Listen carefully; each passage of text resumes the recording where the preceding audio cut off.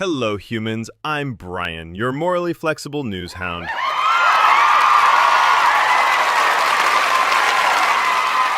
Welcome to Brian Post, where the facts are hot, the sarcasm is hotter, and the disasters are served fresh daily.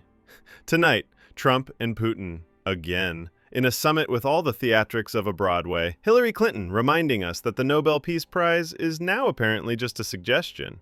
Putin's height trending, because nothing screams geopolitics like measuring a man in combat boots. AT&T paying you to stop suing them, and New Orleans Mayor, who apparently thought federal law was optional. Grab your popcorn, or whatever's left in your fridge that's still edible, and let's dive in.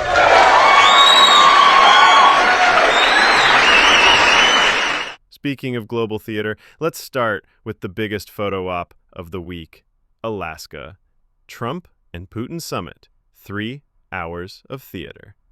So, Trump and Putin just wrapped their big Alaska summit. 3 hours of intense talks, which is political code for let's smile for the cameras, pretend we solved world peace, and then get back on the jet. Putin came in looking like he owned Siberia and half of Twitter, while Trump strutted in like it was a WWE entrance, minus the steel chair, unfortunately. The two men shook hands, smiled, posed, and what did the world get? Absolutely nothing. Trump told reporters, "There's no deal until there's a deal." Wow, truly Shakespearean. Meanwhile, Ukraine is still getting bombed, Europe is panicking, and the only thing this summit accomplished was making Anchorage the world's most awkward photo backdrop. And get this, Putin managed to look reasonable just by standing next to Trump.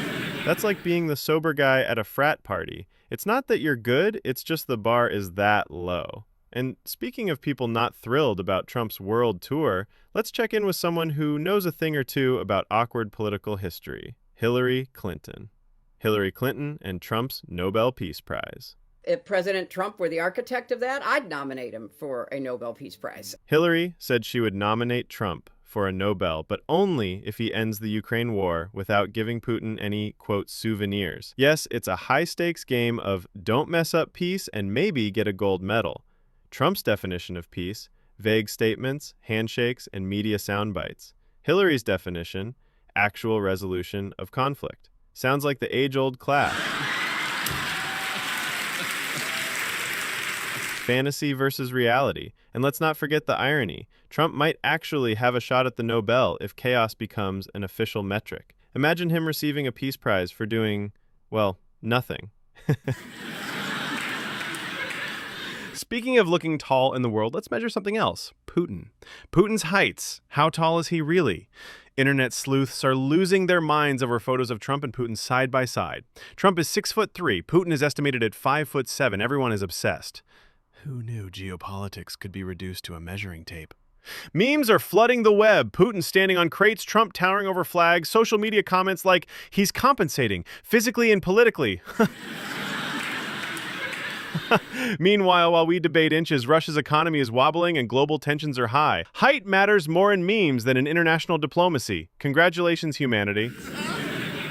All right, let's switch gears to corporate America, where the breaches are huge and the payouts are amusing. AT&T breach settlement, payback for your data pain. If you're an AT&T customer. So AT&T customers. AT&T just agreed to a $177 million settlement after 2 massive data breaches that exposed millions of customer records. Yeah, the same company whose motto was, "Can you hear me now?" is now basically saying, here, have some money and maybe stop suing us, okay? Eligible customers can claim up to $7,500, $5,000 for the first breach, $2,500 for the second, or both if you have the paperwork. But, of course, there's paperwork. And the irony? AT&T's own executives probably can't hear our complaints over the sound of all that cash sloshing around. Meanwhile, customers who had their data exposed are expected to feel satisfied with a fraction of the damage. From digital chaos to political chaos, let's see what happens when City Hall meets federal subpoenas. LaToya Cantrell, first indicted sitting mayor of New Orleans. New Orleans Mayor LaToya Cantrell just made history, but not in a good way. She's facing federal charges for allegedly misusing campaign funds and violating ethics laws, becoming the first sitting mayor in New Orleans to be indicted. And yes, she's still mayor. No stepping down, no taking a break, just full-speed denial while her legal team drafts excuses that probably rhyme with ethics. Charges include fraud, conspiracy, and mismanagement. Prosecutors allege Cantrell blurred the lines between personal expenses and city funds, upgraded offices, and spent taxpayer money like it was monopoly cash. Meanwhile, the city's infrastructure and public services are crumbling. Classic case of do as I say, not as I spend.